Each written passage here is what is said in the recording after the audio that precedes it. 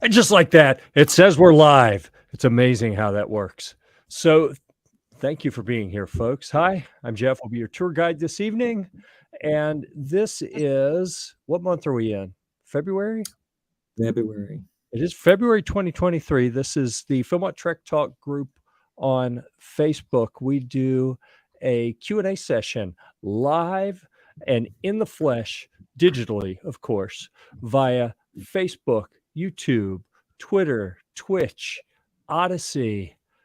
I'm not even sure. There may be some other ones. We're all over the place, broadcasting live. Plus, as of last month, we started also making this broadcast available in audio form through all the major podcast outlets. So if you have a podcast, what would you call it? A podcast? It's not a reader. What, a podcast program on one of your devices? You can set it up to monitor for new episodes of Philmont Trek Talk, our QA sessions. It will automatically download them and make them available so that you can listen to them at your leisure. I think it's called platform. Podcasting platform, yes. Platforms. There we go. Yeah. Good job. So anyhow, we are about to kick off this month's live Q&A. We will do two things real quick here. Number one is we're going to go around the horn and talk about who's here and why they're here. Number two, we'll set some expectations about things that we may or may not cover. Okay, so again, I'm Jeff. I am the skipper of Sea Scout Ship 4019 in Burlington, North Carolina. I've been to Philmont once as a youth, multiple times as an adult, and run the gearreport.com online multimedia empire, covering a wide variety of things, including camping, backpacking, and lots of information about Philmont treks. And guitars and military equipment and guns and all kinds of cool stuff. It's amazing. It's amazing how much we cover. But I am mainly playing the role of facilitator here because we have cool folks like this guy over here who's going to introduce himself and tell you all about himself. Awesome. Thanks, Jeff. I'm Scott O'Mary. I am the Scoutmaster of Troop 259 in Plano, Texas. I'm in my 8th year, and I've got the gray beard and the gray hair to show for it. I've been to Philmont twice, once at a summer trek and once at a winter adventure trip for that. And I've also been to all the other BSA high adventure locations, Northern Tier, Summit, Sea Base, made the rounds. A lot of similarities, a lot of differences between the camps. So I can share that with you if there's any questions on that. And this year, I am not officially on a Philmont crew, but I am half-heartedly helping two of our other crews of adults and scouts get prepared with the thinking that maybe I will, at the last minute, have to slide into someone who has second thoughts. So, and I need to stop eating those cheeseburgers. Yes. So best trick I ever had, I got pulled in at the last minute. So yes. Yeah. Over to you, Rob. All right, Rob Smith. I am with Troop 8085 in O'Fallon, Illinois. I'm the High Adventure Chair, and among many other things, and also the proprietor of highadventurescouting.com. Haven't done a lot lately with that because I've been too busy working and doing other things, but it's always fun. So, and I have also been to all the high adventure bases, and of course, Philmont's my favorite, but that's the way it is. So, look at there it is. So, took me a moment. We switched back to StreamYard as our broadcast platform. We used something else before. With the other one, I just had to select it and hit go and then put it up on the screen. And with StreamYard, I keep forgetting I have it set up so that then I have to go click add to screen. So I'm sitting here like, how come it's not showing? How come it's not showing? How come it? Oh, I remember why. Yeah. So there it is. Lots of cool stuff there. Go check it out. I don't create anything. I just throw stuff out there that is high adventure related mostly. council and other bases, but also have the big four on there. But there's all kinds of stuff out there. So, and we don't see Darrel on the screen, but he's there, I guess. So he's purported to be here. I haven't heard him say anything either. So, hello. I'm thinking. Hello. I think he's in a he speaks plane or submarine. I'm going for submarine. Wind tunnel. In honor of Sea Base. Mr. T is joining us from a submarine. Okay, can you hear me? I'm having trouble turning on the camera. Yes. So, can you hear me? I'm having trouble turning on the camera. Yes, we can hear you. Can you hear us? Okay, that's half of the problem. Anyways, Darrel Tadsen here from Greater St. Louis Area Council in St. Louis, and been to Philmont multiple times. Have not been to the other high adventure bases other than Boundary Waters. I was there before it was actually, when it was just the Boundary Waters, because I lived in Minnesota, and we did that as a troop before it became a high adventure base. So that's my claim to fame. One of the claims to fame, certainly. Well, okay. Yeah, we'll let it be modest, and we won't talk about the other stuff. We won't talk about that just yet. But what we will talk about on this program today, we have a little bit of an informal schedule. We had a question that came in. Let's see, where did I put that? I dropped that in the private chat. So we had a question if we could talk about cadence, pacing, setup, and teardown. We will certainly get to those here shortly. I will, at some point, put this back on the screen, and we'll talk about the new version of the Philmont Cooking Methods document that Philip just published, a day ago? Hot off the presses, right from Mr. Ferrier himself. And of course, he's was the associate director of some such stuff at Philmont. He's one of the head honchos over all of the stuff that happens at the ranch, or at least some portion of all the stuff that happens at the ranch. So, which reminds me, it's probably time to give the disclaimer as well. If I were an official Philmont employee, I would know what Philip's title is, but I'm not. No one here is a full-fledged, full-time Philmont employee. Darrel, on occasion, he goes and spends a week and a half, 2 weeks working in the Welcome Center every year. Or I hear he was considering maybe logistics this year because they have air conditioning, but we'll have to see. Darrel has in the past been asked to speak on behalf of Philmont proper. I don't know if he's been asked that tonight. So assume that anything you hear here, that you hear here, that's kind of neat, is being presented by people who care very much about you having the absolute best trek possible at Philmont, and want to give you the best advice that we know how, although it is very much unofficial advice. If you would like to hear the official advice, who can tell me when Philmont is having their next of their monthly broadcast where they talk about cool stuff? It is this Thursday, the 16th. 2 days from now. All right. 6:30 Central Time. 6:30 Mountain Time. 6:30 Mountain Time, excuse me.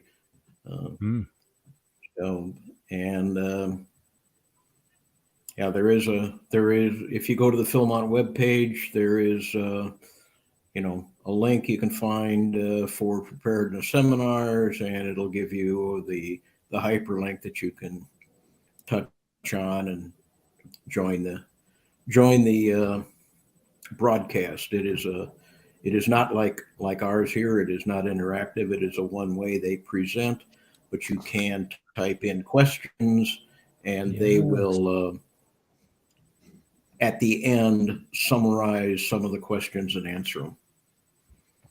Well, I guess ours really isn't interactive either. We're question two. We're really not a Zoom type meeting. Well, we are you brought up a very good point that we normally say before now, this is an interactive program. This program is going to be a whole lot more interesting if you ask questions, if you help us to help you. If you wait for us to come up with all the right answers for everything, if they can get me to stop talking, there's actually a fair chance. But otherwise, you're going to be shortchanged a little bit there. Oh, Sal Porto has interrupted to say he's going to miss tonight's meeting. Okay. I'm going to silence that in case Sal wants to talk anymore. Okay. We miss you, Sal. Honest. And I haven't heard anything from Andy. I don't know if he's going to be here. So maybe we don't have the entire dream team, but we do have a fair amount of people here with a pretty extreme amount of Philmont experience. Not speaking for myself, I'm talking about just Darrel, and the rest of us are just kind of riding the coattails here. Yeah, exactly. Yeah. You're dreamy enough for all of us.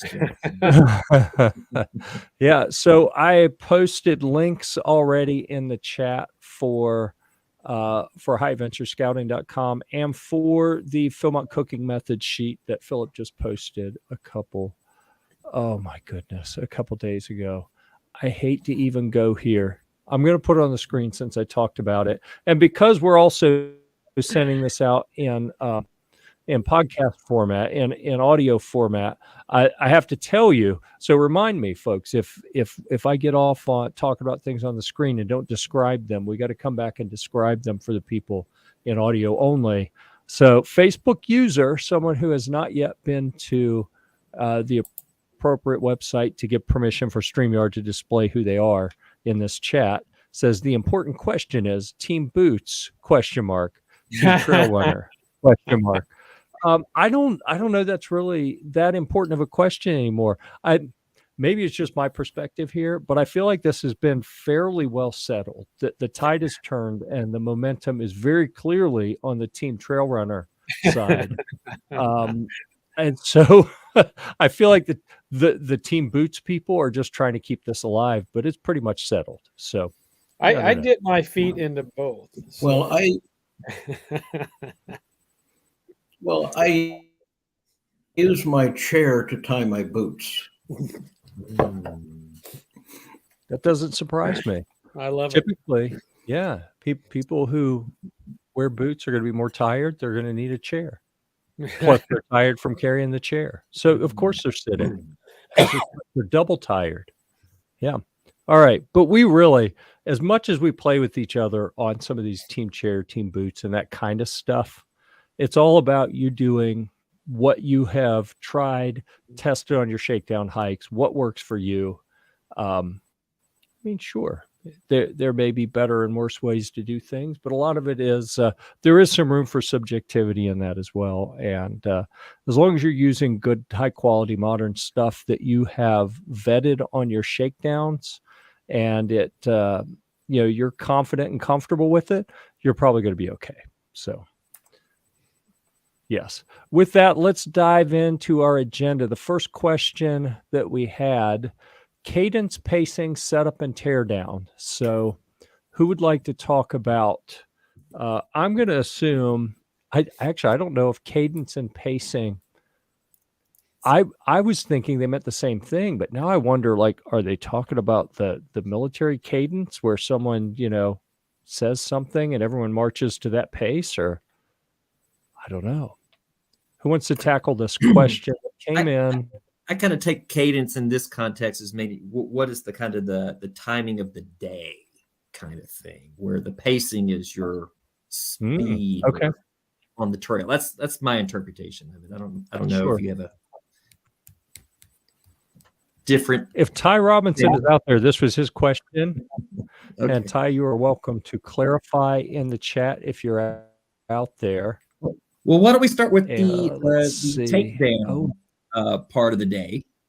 I'll take the first stab at this, and I know the people on this round know that I am a clock watcher, and you normally don't want me on your relaxing vacation on the beach.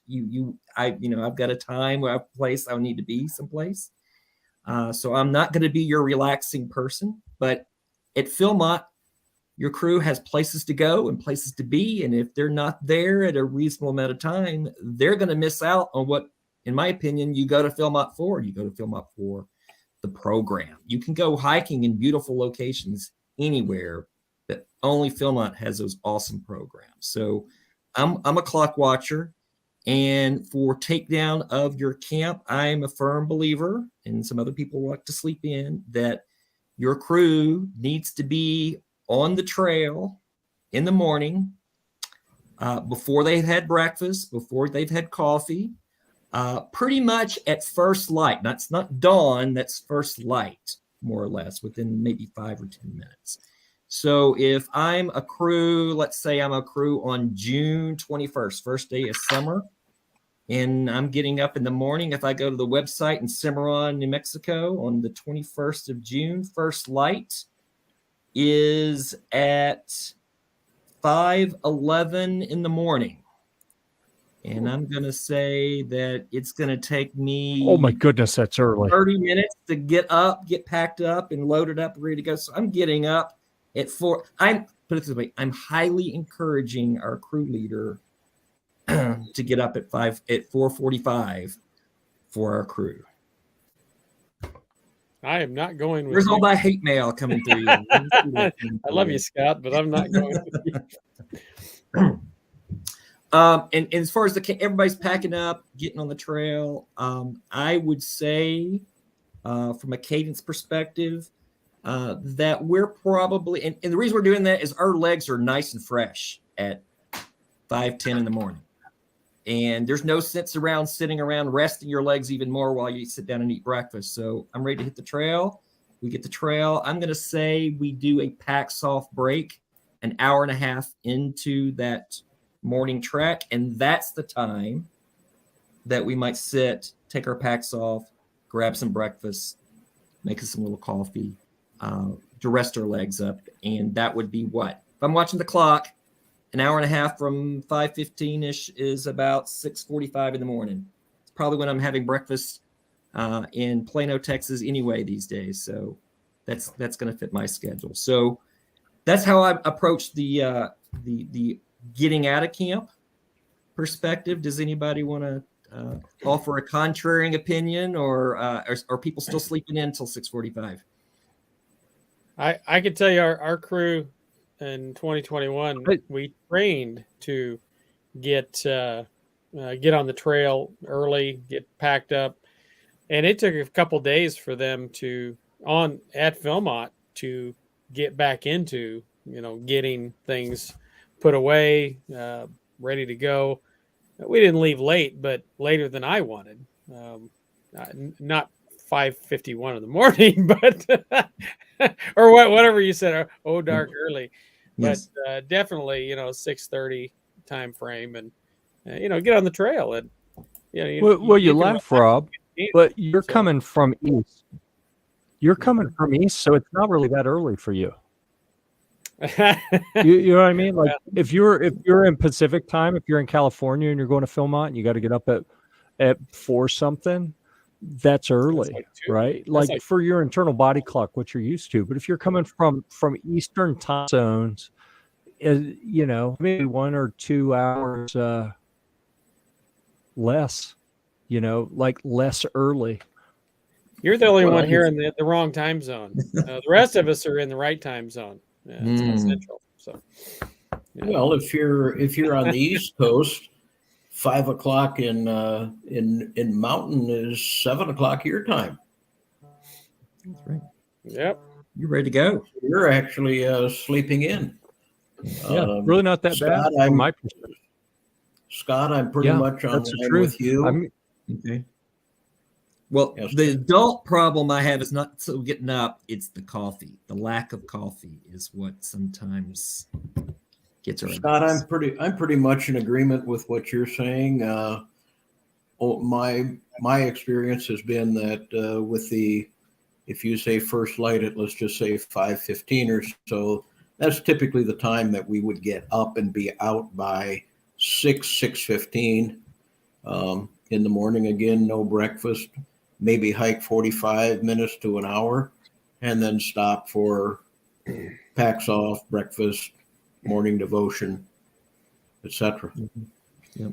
But Yeah. I you're will right. say, if you know where your next camp is, and if there's a program there, and that next camp you can get to maybe in 2 hours, maybe you stretch that hike all the way till you get to the next camp and put your name on the board and then go grab a bite to eat. But otherwise, you're taking your break and eating breakfast on the trail. Well, outside of coffee, most everything is grab and go and for breakfast, except for probably maybe one meal. But most of it's you can eat on while you're walking on the trail if you want to. I did that probably 3/4 of the And time. I took my coffee on the trail. Yeah. So, I did too. I kind had of it in my along lines old with house. what Yeah. Well, we also kind of use that like what Jeff Wilson's saying here. Yeah, what I Definitely.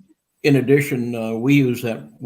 My crews use that morning break about 45 minutes to an hour after leaving camp for a packs off, and also to cover point 12 of Scout as Reverend, and that's when we did the daily devotion from the Eagle Soaring High, and that gave the advisors a little time to brew up the coffee and be civil for the rest of the day.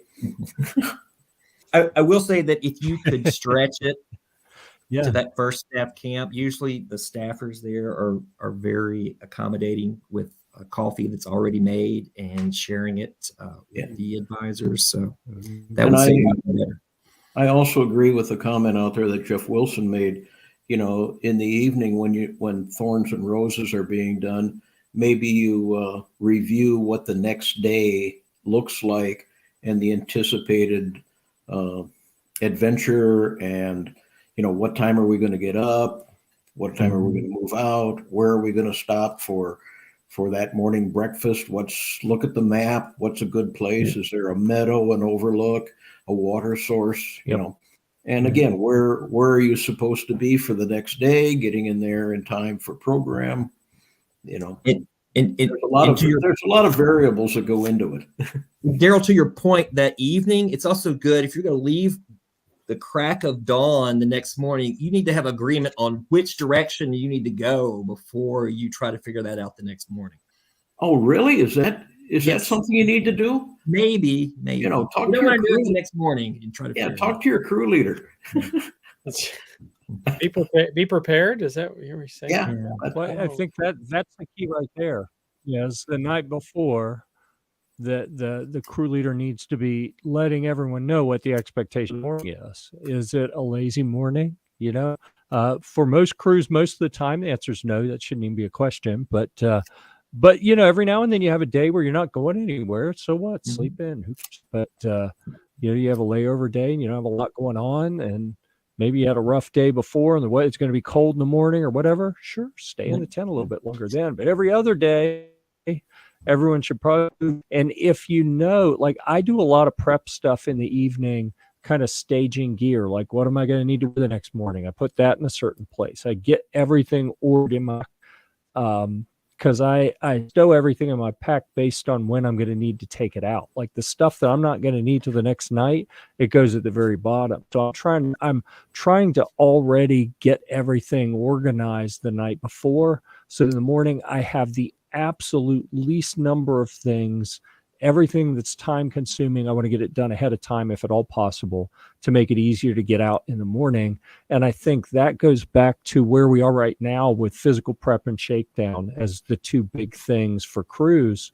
You need to be getting out there and working so that your body will be ready to take on the physical rigor up early and hit but maybe more is doing things to help the crew figure out how to break camp efficiently in the morning. That's a pretty common one that I have seen and heard is, wow, we spent a lot of time on the trail doing walking, but enough time setting up and breaking camp. And I mean, I can't think of a crew that I was with on the trail that before the fourth morning on the trail rather, that they were under an hour and a half getting out of camp. And if you have staged your stuff and prepped properly, a crew will be able to get out of the campsite in a half hour to 45 minutes with anyone hurting themselves. You know, if it's a good coordinated, well-oiled machine, you shouldn't be taking 2 hours and 45 minutes like just about every crew that I have been with has done for the first 2 or 3 days on the trail. You know, day 1, day 2, All right. you, even though you are do well that prepared and do a lot of efficiently. shakedowns. I don't know if I'm talking over you, Jeff. I would say that even day 1 or day 2, your crew's going to be in a new environment. They may not be hitting on all cylinders those first couple of days. It may take them a while to get their out of camp time down, but they will get there. Sort of like going to Northern Tier, and you've got your crew doing lots of practice in the canoe, and that day 1, they are zigzagging all over the lake, and they get to be a well-tuned machine after day 2 or 3.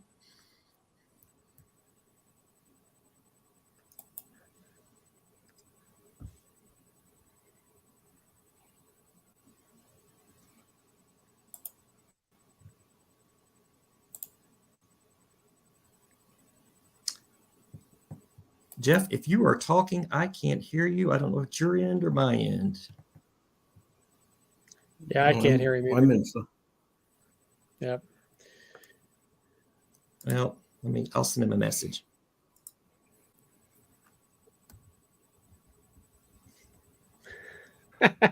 What's the universal? We can't hear you, Jeff. I hit know. the mute Is that a button good when or I a was bad thing? coughing, and I forgot to turn it back on. So, yes, for all the people, Oh, I just got a message from Scott saying we can't hear you. Okay. My apologies. Yes. I was talking about Scott. I was saying that Scott has written articles, including Flatlander's Guide to Altitude Sickness while backpacking at Philmont. But on topic for this, Introduction to Time Management in the Philmont Backcountry, you can sleep when you're dead, and other time management tips at your Philmont campsite. You see, I'm looking funny because I've got it on the other screen over here away from the camera. The third one, eat when you're tired, and other backpacking time management tips from the Philmont Trail. So those are all available. I'm actually going to drop that link in the chat as well. It's on page 2 of the Philmont articles on gearreport.com, and you can find all of those. And they cover a lot of the things we just talked about there.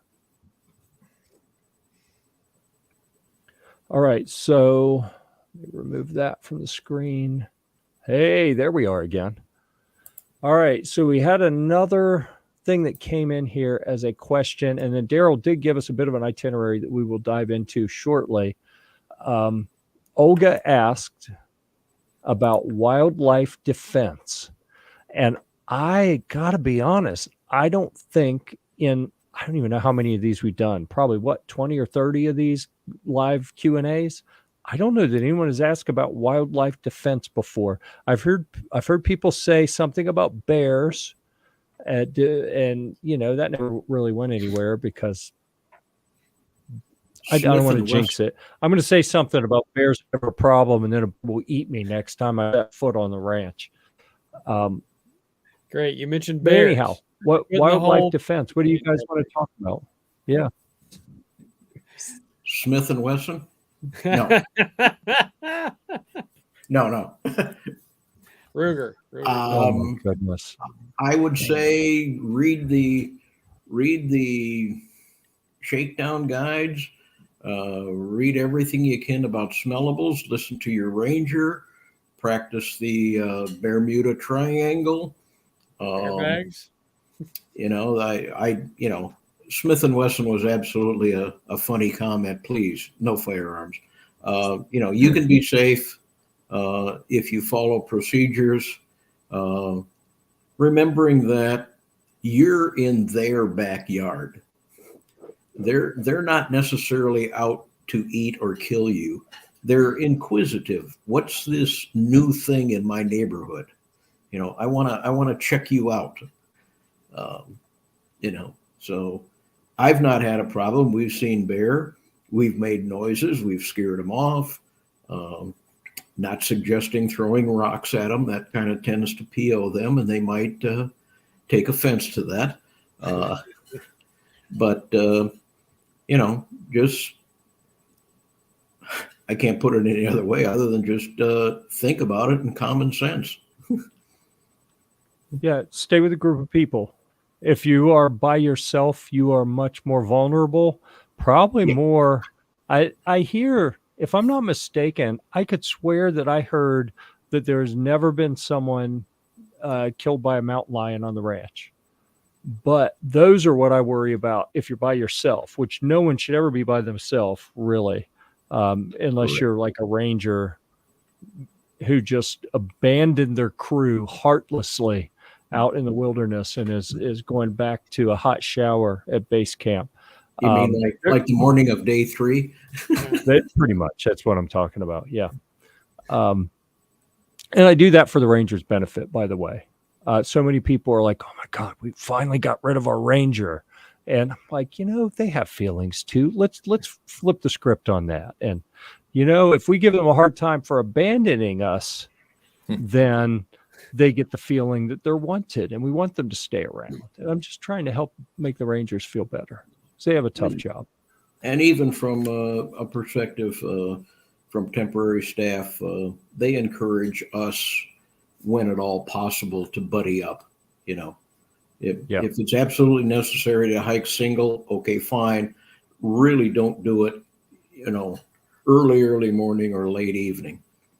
That's typically the mountain lion surveying his area time.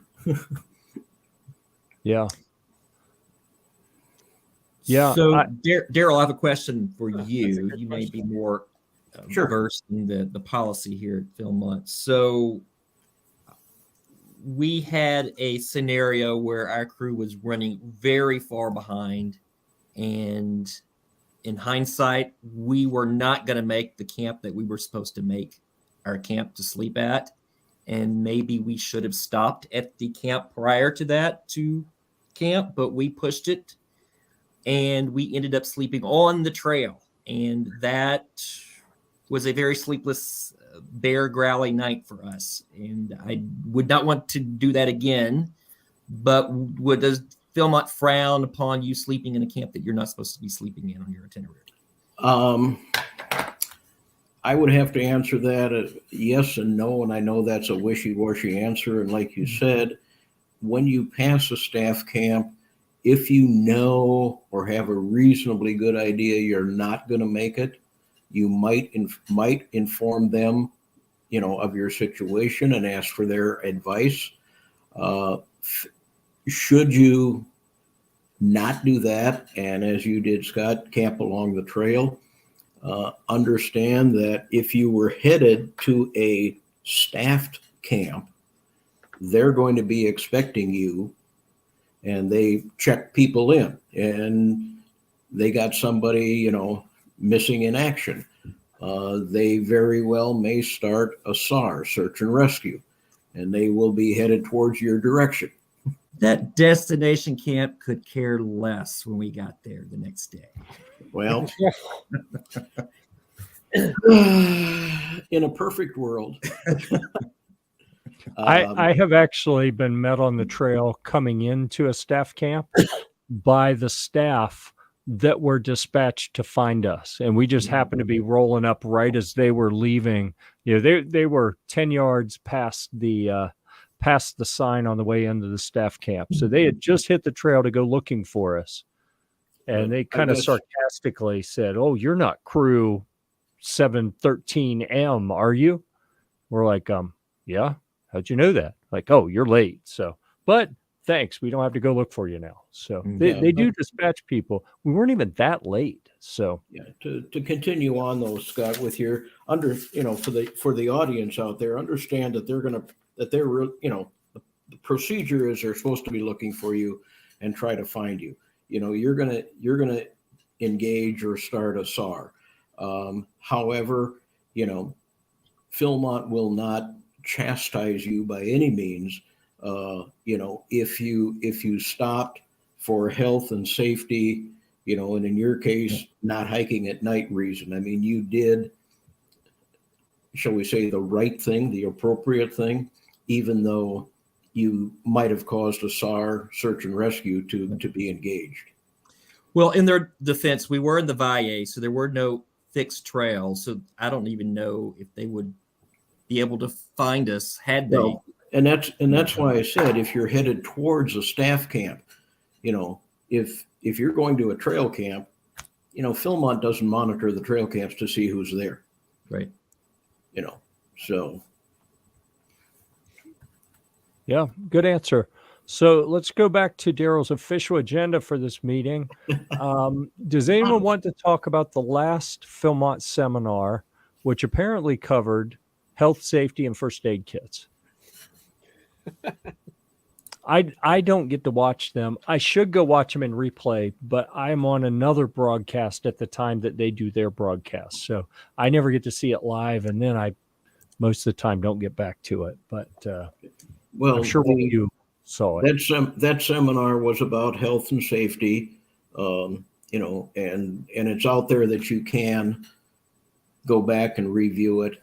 The big takeaway that I had from there was that at this point in time, Philmont is not expecting any COVID protocols. They talked about being able to upload, and I saw an email, I believe, that the gateway is now open for uploading the health and medical form, which is going to a HIPAA secured file. Get the medical forms in early. If there are any questions particular to health or height and weight, contact the infirmary now to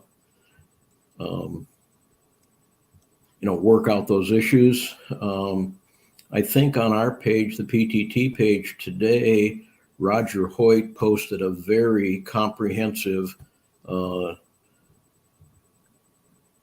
item about overweight and showing up. I think he said there's something like 20 to 30 people per year are sent home for medical issues. Do not assume you're showing up and they're going to grant you access to the backcountry if you're overweight, if you will, or have medical issues. And he cited one instance last year where a crew was hiking in from Tooth Ridge, and they had an incident and they had to enact a SAR. It took 18 people 13 hours to get him down. Don't know the particulars. He didn't mention them, but when they say health and safety and height and weight, they mean it. And I've seen in the last few years a significant tightening and enforcement of the height and weight standards. Well, I think in the case that Roger was commenting on, and I think it was on purpose that the top dog at Philmont came in to weigh in on that. I think that any of the people who work for Roger could have given that, but I suspect that they wanted it to come from the top just so it had the appropriate gravity to it.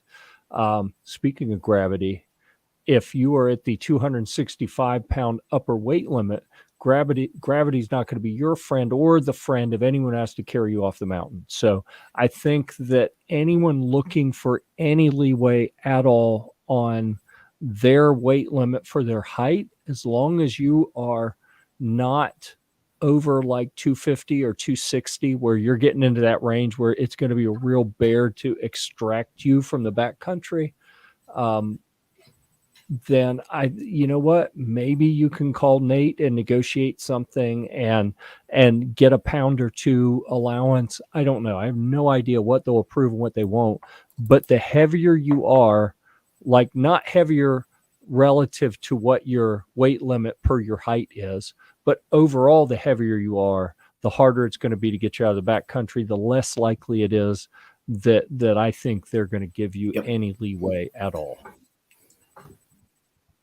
So yeah, Yeah, and there's sucks for the certainly guy. other issues, medical, I'm glad.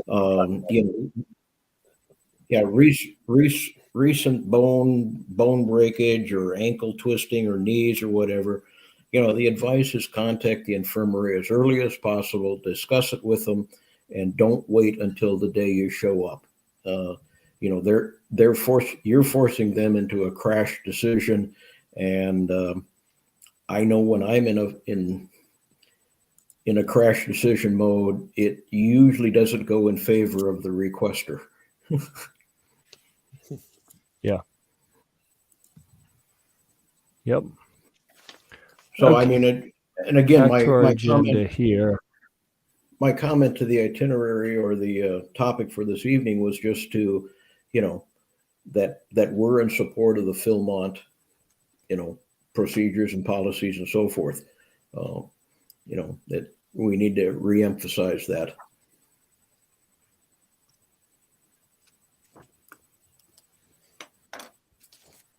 And you just did. So let's see. We have also on there. Oh, we have a big date coming up. Today's the 14th, right? What happens on the 16th of February? Itinerary lottery. Trek selection. 9 Yeah. 9 I a.m. didn't think that Mountain. was a trick. 9 a.m. Mountain. My suggestion would be completed on Tuesday or 9 Wednesday, tomorrow, the 15th. Or today. Yeah, but not. I would suggest doing it before tomorrow evening. And I had conversation with camping registrar. Definitely. So that's an exciting time coming up. Yeah, I had a conversation with camping registrar this morning, and they have been so overwhelmed in the last week and a half with questions about itinerary selection. So from my memory, I can imagine it's they always usually going to be. Come in. From my memory, you usually find out. I think I've got some within a delay couple on hours. this end. Yes. Yes, you do. Yeah, you get those trail runners going. Maybe you're on Pacific time, Jeff. No, he's on no It could specific be. time. It could be. I think we're having some internet issues here. I think we're having internet issues here on my end that is causing some problems with delay. Okay, so I think we covered a lot of good things there. Something else on here was that it is now the time to push for physical preparation. And I think that is on the money. That a couple things that I hear most often at the end of the trek season, we ask people, hey, now you've been out on your trek. What did you do wrong? What would you change if you could?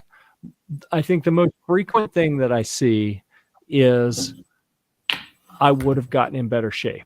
I thought I was in good shape, but I wasn't actually in nearly as good a shape as I thought I was. So I emphasis on taking these next few months before people start hitting the trail and making sure that you are absolutely not just like in shape for your area. Most people aren't coming from significantly lower altitudes. Most people aren't used to doing many days in a row of physical activity the way it happens at Philmont, where you're pushing your body for days and days and days and days, and you're doing it at a higher altitude with much less air than your body is used to. And people don't really get how much additional stress that puts on you and how that can impact you on the trail, and how much better off you will be if you are maybe even what you might call over prepared physically before you leave. Now, I say that we had a guy last year that was doing pretty much, I swear, he was reporting that he was doing like a marathon every morning on, was it an Yes. elliptical or a treadmill or something? Something like A that. Yes. marathon, like more than 20 miles a day to prepare. Wow. I don't know that I would recommend that to anyone, but I suspect he was not the one slowing his crew down and making a miss program. So on him for that. Wow. I'm not sure any To adult that end, we've got 100% a we've got an article.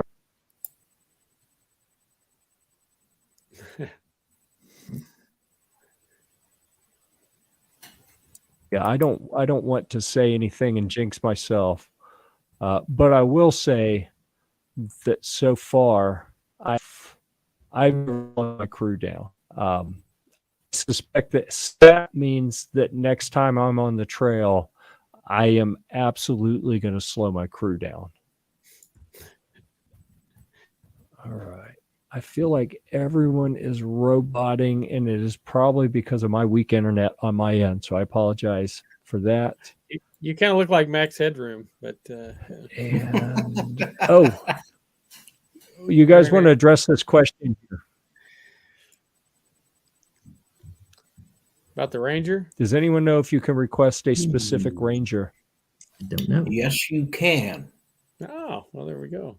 It is a request, may or may not be granted. You might also put down your reasons for the request.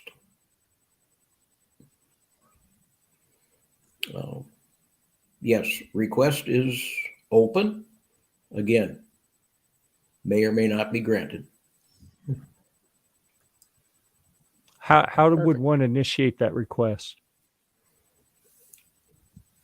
This is my opinion. I would say requesting it in an email to camping registrar, camping services.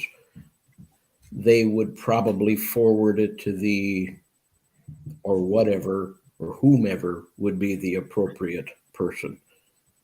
I guess it could work the other way around, where the ranger could request to serve a particular crew.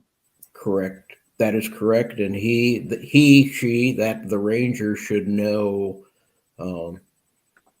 prior to arrival of the crews on June 8, who the ranger should make that request to. I would imagine the only reason a crew would request a ranger is you had some sort of relationship and knew the ranger beforehand, or maybe he's a member of your back home troop. Maybe it's a returning crew and they had him 2-3 years ago, or him. Don't need to slight the female rangers because they are very with it too.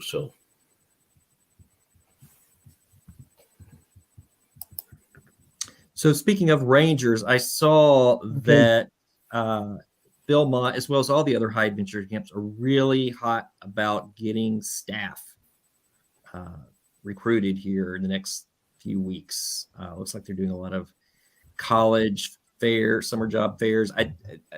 Do you have any idea, Darrel, with your contacts, if they're on track, if they haven't even started yet, or are they going to be short-staffed this year? Do we know anything? I don't know specifically. I will only speak to prior years, past experience, that they have been short. And I don't see any reasoning why that, unfortunately, is going to continue. They're looking for 1,000 to 1,200 seasonal staff, and I think they've fallen a couple hundred short of that. And that's across all disciplines, whether it's the rangers or food services or anything. Last year, staff was staff, including, as you put it, Jeff, the top dog, Roger Hoyt, was on the serving line. And I did too, serving meals at lunchtime in the camper dining hall.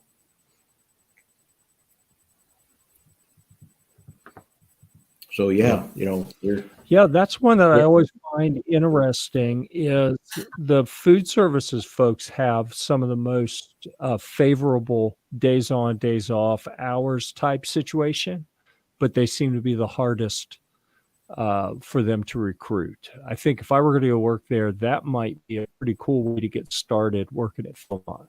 That or the Tooth of Time. I know they've had trouble getting people.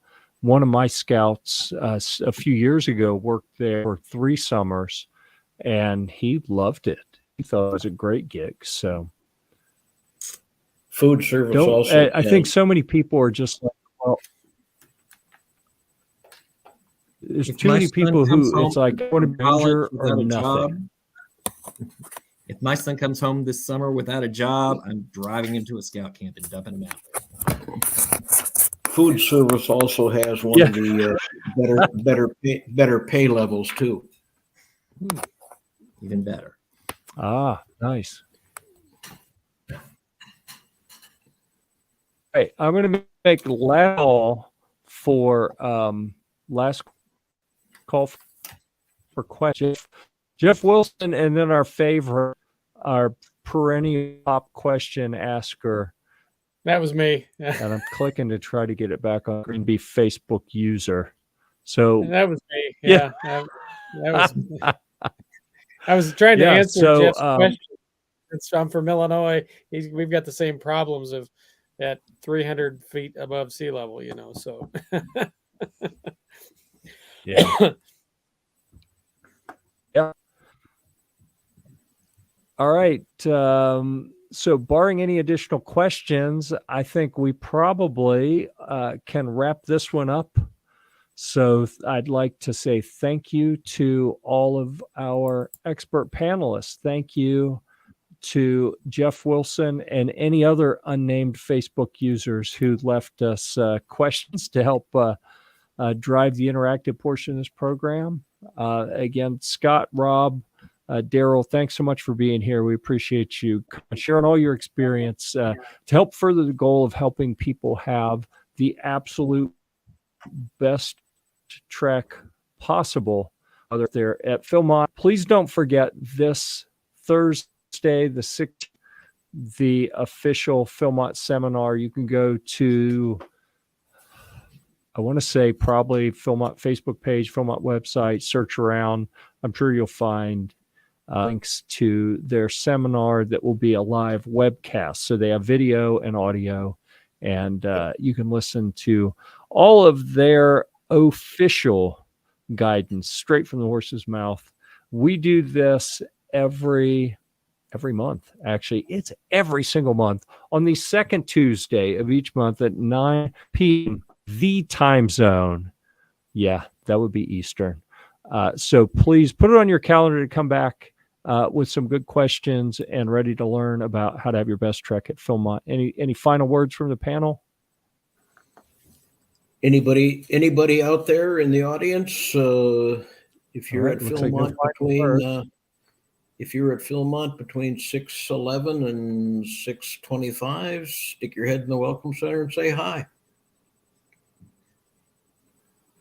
Yeah. I would say